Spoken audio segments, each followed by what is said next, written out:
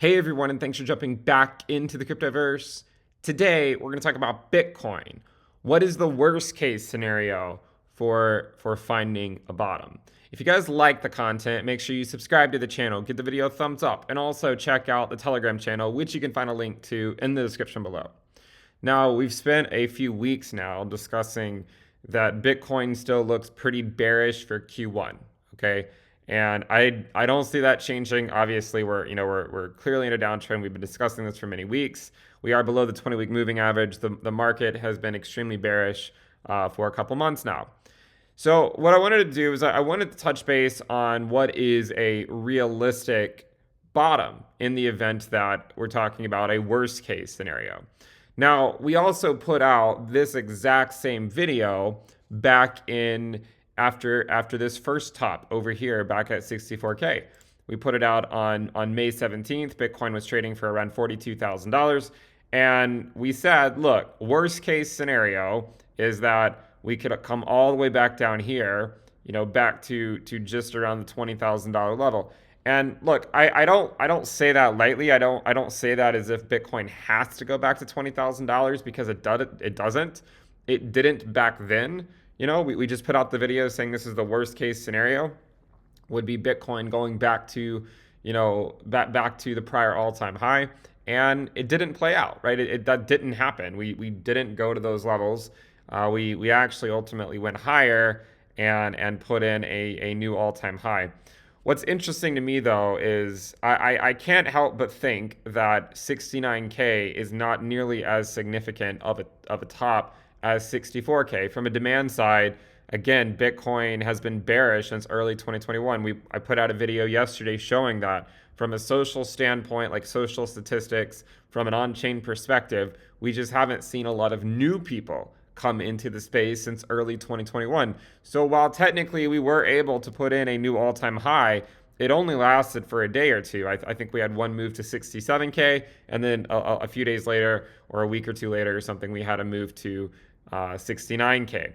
So I still think 64K is actually the more consequential level to look at. And while we talked about a worst case scenario back then, it didn't play out, right? It didn't play out. But we will talk about it again. I think I would be doing a disservice to everyone if I just pretended like these things can't happen. So one of the things we talked about in the last video is a timeline on what is the worst case scenario. And the timeline on a worst case scenario for me, what I'm thinking is probably the second quarter of this year is what I'm thinking in terms of getting to whatever the bottom's going to be, more or less. All right. Now, I mean, clearly that could change depending on how quickly Bitcoin goes down, but we also do know that finding a bottom is actually quite a long process. It's not something that happens overnight. I get a lot of people asking me, is this the bottom? Is this the bottom? Is this the bottom? And more than likely, the answer is going to be no. And eventually, eventually the momentum will shift back in the other direction, and then we can look back and say it's the bottom. But I don't know on any given day if it's going to be the bottom anytime soon. I think that even if we are destined to go down further from here, we still will likely bounce off of several levels anyways. Like even if we are destined to go back down into the 20s, which does seem like a distinct possibility, I think you have to assume that it wouldn't just go straight down without any consequential bounces. And we've seen some of these bounces. We saw a bounce to 52K. We saw a bounce to, back up to 44K. Now we're trading at $35,000, $34,000. If we keep going lower, eventually we'll probably see a bounce back up. So in the last video, we talked about a timeline for seeing some type of momentum shift. And I still lean towards potentially Q2 as being a likely target. But I mean, it could come earlier if we see some type of massive capitulation sooner, right, rather than later. When I talk about massive capitulations, sooner rather than later, basically the only thing you really need to look at in terms of looking at the price is the volume, okay? And when thinking about this volume, we're still not seeing a ton of volume for Bitcoin. Even after we've had such a major pullback, right? Even after this pretty significant pullback, The bottoms that we've seen before, such as in December 2018, such as in March of 2020, and such as in May of 2021, they were all met with a decent amount of volume, to the tune of 2 to 3 times sort of the background volume that they saw leading up to it. And while this week has seen some volume and it's still going to go higher than it is now because we're not done with the week, it still isn't likely going to be one of those significant bars that we're really looking for. So I just wanted to, to be honest with everyone and say, look, Bitcoin is just in a downtrend, and it's not any more complicated than that. I do think it will turn around at some point within the next few months. But go back and watch the most recent video I did in terms of thinking about what is a timeline for that and why I think it could happen in the first half of this year. But in terms of an actual price, I wanted to talk about that in a separate video. Now, in the last video, we talked about where could it bounce. It could bounce at 35K, it could bounce at 30K, right? It could go to 25, it could go to 20. But I wanted to talk again about what is the worst case scenario. The same video that we put out back then. And you can see, even in looking at that video, it more or less had us going down to the same price I'm going to tell you that it could go down to today, right? Like it's not going to change. Basically, the idea is you always just pull up the 200-week moving average and think of it as a pretty strong base for Bitcoin. This is just what we've seen in the past, right? And right now, the 200-week moving average is at just below $20,000. It's at around 19,300. So just call it 19K. But it's moving up quickly. I mean, if you just sort of extend this out, you can see that by the second quarter, the 200-week moving average will be closer to $23,000 or so. So I think we have to look at the chart and say, look, while talking about the 200-week moving average is never a popular theory, and people don't like to talk about it, obviously people are upset. We also went there in December of 2018. We went there in March of 2020. And it's possible that we go there again. I hope I can look back on this video and say, oh, it didn't go there. I hope I can say, in the same way that we bounced off of the summer low at 29K, I hope we can look back and say, you know what, that was the worst case scenario, but we didn't go there.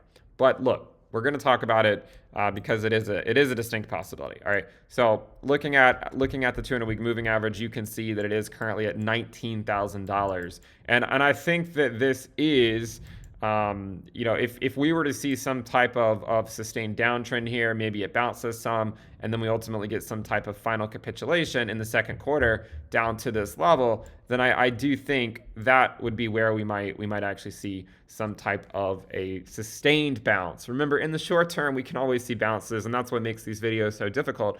Is on any given day, I could put this video out, and then Bitcoin could rally $10,000, especially if the NASDAQ comes out moving next week after it's, completely crashed down to its September lows. If, just to remind you what I'm talking about, if the NASDAQ were to either bounce, this is from the prior video, I believe, but if the NASDAQ were to bounce here this coming week, then there's a good chance we could see Bitcoin bounce with it. But if the NASDAQ just keeps unraveling and say drops down into its own bear market territory, which would mean it has to go down 20% from the all-time high, then it's hard to imagine that Bitcoin is going to see an immediate bounce. So I do think the NASDAQ is something important to look at. So what we talk about when we talk about a worst case scenario, I don't like putting out these videos. Again, they don't garnish any type of positive feedback from people. So if you want to leave a mean comment, do so down below. But I had to do it back in May, and it didn't work out. We ended up putting in a new all-time high, and I'll do it now today again as well. And I'll just say, look, the 200-week moving average tends to be sort of where we find a base. Some people might say, well, what about this wick here? We can go look at that. We actually went to the 300-week moving average on that wick, but it only lasted for about 1 week or so. It was a wick. We came back up, and then we ultimately went on a year-long rally, which took us from 3,800 to over about 64,000 in about 1 year. Okay, so what we're looking at today in terms of a worst case scenario is to first remember that the moving averages where they are today is not where they will be by the time we could theoretically get to them. Okay, so like imagine if the 300-week moving average is moving up and the 200-week moving average is generally moving up, and let's say Bitcoin comes down to 30K, and then we bounce back up, and then we do something like this. Then by the time we get to the 200-week moving average, the price of Bitcoin could be at $25,000, and the 200-week moving average could be at $25,000. Furthermore, the 300-week moving average by say getting close to the end of Q2 or maybe even early Q3 would be at, I mean, you can see right here, end of July, which would be the very beginning of Q3. You can see that would also be at around $20,000. So when I think about these worst case scenario ideas, I always have to go back to these long-term moving averages. Furthermore, when thinking about what is a worst case scenario, we have to talk about the regression bands. And look, the regression bands certainly exist outside of market cycle theory. We've talked a lot about market cycle theory on this channel, but they exist outside of it. You can see that we came up to the top over here. We came up to 64K here. This one we did not make it back up to the top.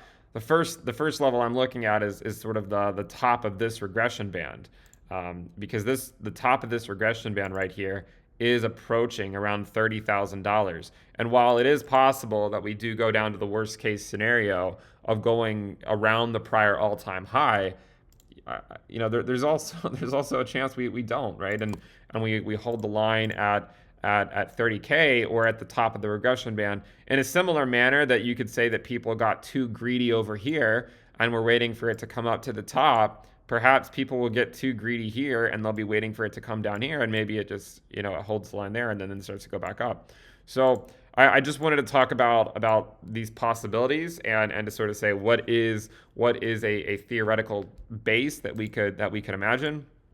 And I think it always comes back down to every time we make a worst case scenario video, right? It always comes back down to looking at these long-term moving averages that historically Bitcoin has held as support, right? Like you can see historically the 200-week held as support over here, and it held as support over here and here, and it'll probably hold as support again one day.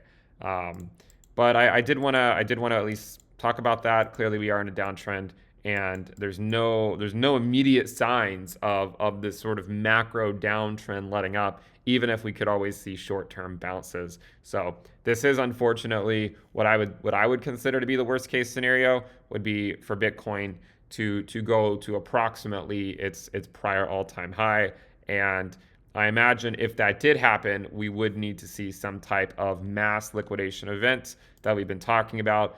This is a video I put out about a week ago or so, that realistically, if we're going to see a sustained trend shift back up to the upside, then what we would like to see would be a candle, a weekly candle that is also supported by 2 to 3 times the amount of volume that we're seeing, and so far we haven't seen it.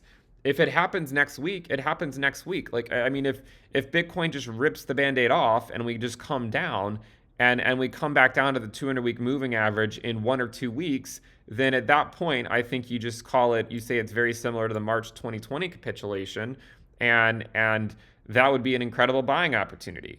Okay, I mean, I'm not gonna go tell you to buy the dip. Bitcoin is in a downtrend. Just go look at the Heikin-Ashi candles. We've been saying this for a couple months now. As long as these stay red, there's no clear evidence that the downtrend is over. So if you're waiting for something, wait to see there actually be a momentum shift in the market, right? Wait to see if there's a lot of volume that comes back into the space. And right now we haven't seen it, right? We're just in a downtrend. There's very little volume here. And I think the tricky part to all of this is that you can get bounces. We've seen many of them. And so again, if Bitcoin goes up 10,000 next week, then everyone's going to laugh at these worst case scenario videos. And that's what happened back in May, right? This is what happened back over here. We put out this worst case scenario video, and we, I mean, if you look to see what happened with Bitcoin, I mean, at the time it was at 42K, and following this video, Bitcoin went down to 29K. So it didn't go all the way down to what the worst case scenario was, but it's not like putting out the video was harmful, right? I don't think it was harmful. If anything, I would actually argue, even though 69K was still technically a new all-time high, I would actually still argue that this has actually been relatively playing out. It's just that this bounce over here took us higher than the prior all-time high, and then now we're sort of coming down. And you can see I had it drawn on here as to happening at the end of 2021 or early 2022. Now we're in January of 2022, and it actually still seems like we're a little bit a ways off from seeing something like that if the worst case scenario is going to play out. Does that mean you should go panic sell your Bitcoin? I don't think so. If you go look at some of the other metrics that we talked about, if you go look at things like, say, the RSI for Bitcoin, and you look to where it is today compared to where it's been in the past. Let's go ahead and look at that just so you guys can fully see it here.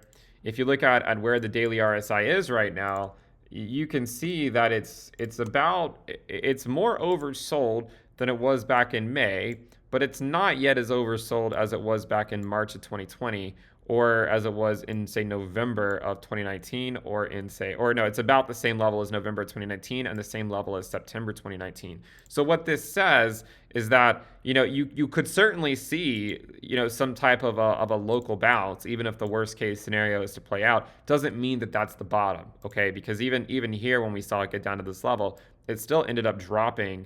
It dropped from that level another, from the bottom where it put in there, it dropped another 40% or so. Okay, so to give you an idea of what that would be from here, a 40% drop would get you back to approximately $21,000 to $22,000. So I have no fun in making these videos. It would certainly, based on the comment section, it would certainly be a lot easier for me to just to just not make the video. But hopefully a few of you will benefit from it. So the one thing I would like to say is that if it does see this type of capitulation, I do imagine that most people will have completely run for the hills at that point, especially if the worst case scenario, what I would consider to be the worst case scenario, were to ultimately play out of going down to approximately the all-time high from 2017, 2018. If that were to play out, I do imagine a lot of people would be selling. But unfortunately, that is when you should be. That's when you should be buying, right? So I'm not going to tell you to buy the dip, right? I'm not going to say that. We are clearly in a downtrend, and we're probably going to stay in a downtrend for a while longer. So I would say as I said before, I would say that Q1 I think remains bearish, right? So I think Q1 remains bearish, and I think we should be able to find some type of a major bottom by hopefully the second quarter of this year, approximately. I would say around the second quarter of this year. The main thing that would cause me to accelerate that timeline would be that if we see some type of capitulation, liquidation event in the short term where the volume comes in at say 2 to 3 times the background volume. Because you might say, well, aren't we seeing a liquidation event? We are sort of seeing one, but I would say it's actually better characterized by just retail or whoever it is just selling, right? Like it's not necessarily as bad as some of the capitulations we've seen. March 2020 was worse. December 2018 was worse. In terms of volume, May 2021 was worse. Okay, and so you could argue that in May of 2021, because we had so much volume, it sort of supported the idea that we could go back up shortly. Right now, we're not seeing any volume, and so what I'm looking for a lot of volume to come into the space, right? I'm looking for a lot of volume to come in to get, to see some type of capitulation event where we see this point where everyone is basically just completely numb to the idea of Bitcoin ever seeing new higher prices again, right? And so right now the daily RSI is as low as it's been since March of 2020, but you can see that March of 2020 did go a bit lower. And then furthermore, if we go look at the weekly RSI for Bitcoin, the last time that it was this low was in fact in in March of 2020, and in March of 2020 it actually went a little bit lower. And then and if you go back and look at all of history, you can see that the weekly RSI, it's only been this low a few times. Okay, so please just try to stick this thing through. If I mean, again, like I don't want to, I'm not here to patronize you or say anything like that. I just want people to recognize that while I do think it's more likely than not that prices will trend lower in Q1 and potentially well into Q2, I think if you just stick around and you either dollar cost average or you wait for there to be a clear trend shift in the market and then you dollar cost average from that point, I do think in you will see much better times ahead.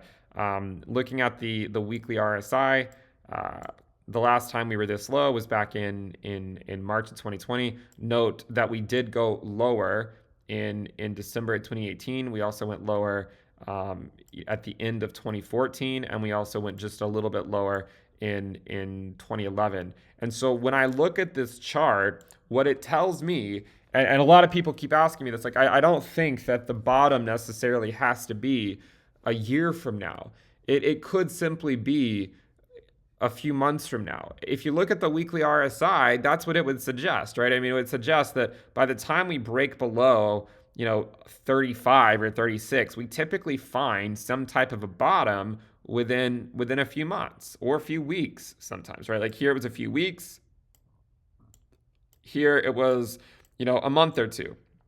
This one was about 4 months. Okay, so about 4 months over here, just a few weeks over here, just a week or two here.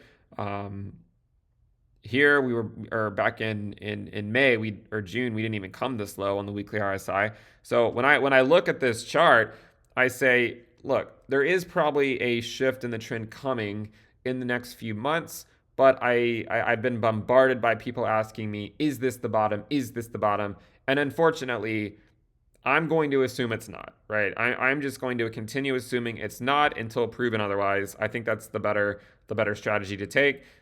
So if you're in a position where you're wondering what you should do, I would say either be okay DCAing in a downtrend, right? So be okay with DCAing in a downtrend, or wait for the downtrend to stop, right? Just wait, just go do something else for a few months and come back. Okay, that's the only thing I can tell you at this point. I would say just be patient. We will get there. The worst case scenario, in my opinion, as I said back in May, is somewhere around the prior all-time high. And even back then, I mean, the path to getting there that I drew took us until early 2022. It's just that we actually technically put in a new all-time high since then, after holding the 20-week SMA and then bouncing off of it and then going higher. So I still think that the general direction that we talked about in the worst case scenario back then, it still seems like it might play out. But I'll say this again. My hope is that in 6 months, I can look back at this video and say that the worst case scenario was wrong. That would be my hope. But you should know that if the worst case scenario plays out, everyone is going to basically be at each other's throats in the space. And that will be the time. That'll be the time to buy, right? That will be the time to really push in heavy if you still manage to stick around until then. Until then, I mean, I'll be here. I'll keep making videos. We'll keep trying to make videos that try to show the various perspectives in the market. We'll do on-chain videos, and we will just try to prepare for eventually what I would consider to be the next inevitable rally, right? I mean, and furthermore, if you're thinking that Bitcoin can't go on a rally for another 3 years, I would strongly advise against that. I don't think that's true. Just going back and looking at the regression bands, I mean, you can see that when Bitcoin came to the regression band back over here, which would have been the corresponding worst case scenario of the 200-week moving average, it then bounced 310%. Okay, so market cap's much higher. Okay, even if Bitcoin goes down to 20K, market cap, and let's say it goes down to say 23K or something by May 21, 22. Let's say it does something like that. A 300. I mean, this is the thing about diminishing returns. Like it does mean that the downside might not be quite as bad. A 310% move. Well, again, I don't think it would quite put in the same type of gains as quickly because the market cap will be a lot. The market cap will be a lot higher than it was back then. But a 310% move, just to give you an idea, would put you at a new all-time high. So I think people need to be aware of a worst case scenario playing out, like going to the 200-week moving average, but not necessarily having to just stay down here for 2 years and then trending higher. I mean, that is a possibility. I'm not going to say it's not, but there still exists a scenario where you could see something like that. Okay, where we go back down to the 200-week moving average, we maybe consolidate for a while down in this area, and then still in 2023 we could easily see new all-time highs. Okay, my theory all along is that Bitcoin should be able to go to 100 to 200K by 2023, end of 2022 at the earliest, right? So I would say end of 2022 at the earliest. Right now, it's not looking very likely. Admittedly, right? It's not looking very likely that we hit 100K in 2022 at this very moment in time. But look, December's a long ways off, right? You're talking about 11 months from now. A lot can change between now and 11 months from now.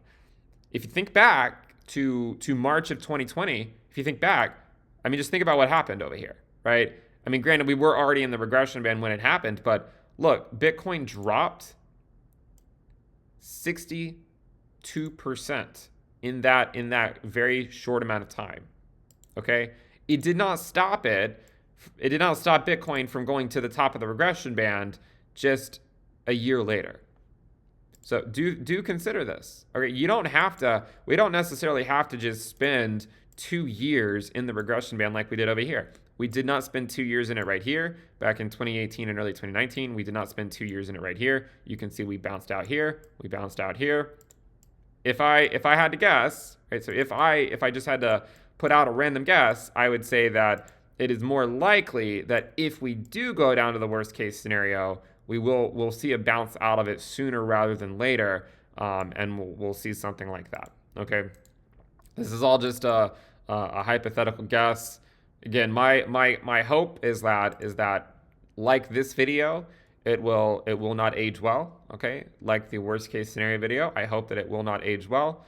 But I mean, if it ends up coming down to the 200-week moving average in the next few months, everyone is going to be extremely mad and extremely pissed off, and that's about as good of a buying opportunity on Bitcoin as you're ever going to get. To be completely honest, right? Like it's about as good as it's ever going to get would be for Bitcoin to drop from this level another. This is the Heiken Ashi candles. We've already dropped because this is measuring it from 40K. Clearly, we're already below 40K, but from the current level to get to the worst case scenario, you're more or less talking about another 40% drop. Okay, so if Bitcoin drops another 40% and goes back down to the 200-week moving average or the logarithmic regression band right here, that will be the best opportunity, more or less, that you're ever going to get on buying Bitcoin. Might not happen, right? Might not happen, but crypto is just a bunch of if-then statements. If it happens, then that represents an incredible opportunity. And so you will want to take advantage of that. I also speak to people when I say I'm not going to go tell you to buy the dip, I'm assuming you already have Bitcoin. Okay, if you don't have Bitcoin, there's a chance 35K is the bottom, right? Or 34K is the bottom. There's a chance 30K is the bottom. Okay, so it depends on what your own position is. If you already have a lot of Bitcoin, then it might make sense to hang tight and then just wait. If you don't have any, and you're looking at this and saying, well, I don't know what Ben's smoking because maybe we're looking at a potential double bottom here in the same way that we looked at a double top. If this is the case, then I still think that it would still make sense to DCA. So I say this as someone who, if you have a lot of Bitcoin and you just kind of want to stack cash for a little bit, it might make sense to do so. If you don't have any, then it might make more sense to DCA. So it depends on where you are there. And then there was one more thing I wanted to talk about. There's the corridor. Well, maybe we'll do a different video on that one. But anyways, look, here in the short term, worst case scenario is approximately the prior all-time high. Hopefully it doesn't play out, and With that said, I still think that even if we go back down to those levels, we can bounce back off of them, just like we did in 2019, just like we did in 2020, and then hopefully like we can do in 2022 if it were to go back down to that level. And then furthermore, if you look at we looked at the RSI, but there's also some other things you can look at as well. Like there's the short-term bubble risk. You can see that where we currently are today, if we zoom this in, we're getting pretty far extended from the 20-week to the downside. Okay, we don't often get this far extended. So if it's a slow downtrend and not a capitulation, then you're more likely to see something like this, the very end of 2018, and where it just sort of marginally gets further away from the 20-week moving average, but only slightly. And if we're just going to rip the Band-Aid off and then go back up, then you're looking at more something like March of 2020, or I mean, here's March of 2018, but unfortunately that was still well away from the bottom. But remember, in March of 2018, Bitcoin was trading at around $12,000, which was maybe $11,000 or $12,000, which at the time was like 4 times higher than the 200-week moving average. So over here, we were 4 times higher than the 200-week moving average. Right now, Bitcoin is not even twice the 200-week moving average. So I would argue there are some differences. I think it's more similar. I think right now is more similar to the end of 2018, not the beginning, or similar to March of 2020. One other possible scenario when we talk about these momentum shifts in the market is when we talked about the running 1-year ROI, and we looked at this chart, and if we go to the 1-year ROI on here, I'm seeing that once Bitcoin reached a level of 1 on the 1-year ROI, it only took a couple 1 to 3 months before the bottom was in, compared to where it was a year before in terms of the 1-year running ROI. Do consider that would put it in the best time frame for that would be sometime late Q1 or early Q2 for seeing this put in some type of a bottom over here. Okay, so late Q1, early Q2. And then the only thing that I'm thinking about in the back of my mind is if it were to bounce, what would that look like for say the second peak in November? So like if Bitcoin were to let's say Bitcoin were to come back down by April and do something like this, and then it bounces and then comes all the way back up in later 2022, maybe not that high immediately, but if it were to do something like this and then it bounces by say the summer, and then as we get into the later part of the year, maybe we'd come back down to put in a double bottom in the same way that we put in a double top, and then we see that rally out into 2023, and that's when we finally make it to $100,000. So there you have it. My thesis remains the same, at least in terms of when I think we can get to 100 to 200K. Late 2022 at the earliest, but I mean at this point it looks more likely like it's going to be 2023 seems like a more likely scenario at this point in time. If you guys like the content, make sure you subscribe to the channel, give the video a thumbs up. We also have the premium list into thecryptoverse.com. Thank you for tuning in. I'll see you next time. Bye.